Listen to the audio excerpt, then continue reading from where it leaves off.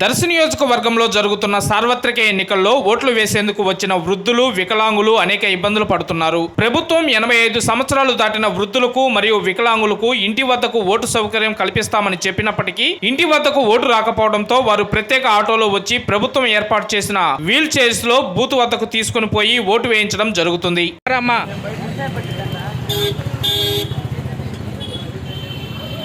సూచనలను ప్రతి వ్యక్తి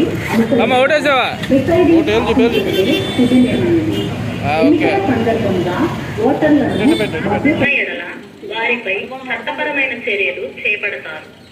ఎన్నికల నియమావళి ప్రకారం గ్రామస్తులు తప్పితే వేరే ప్రాంత వ్యక్తులు ఎవరు గ్రామంలో ఉండరారు.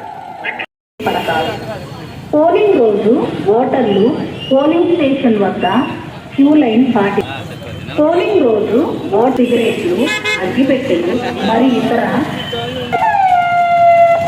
2024 సార్వత్రిక ఎన్నికల సందర్భంగా మే 11 అమలులో ఉన్న సమయంలో 2కి మించి వ్యక్తులు ఎవరూ కూడా గుంపులుగా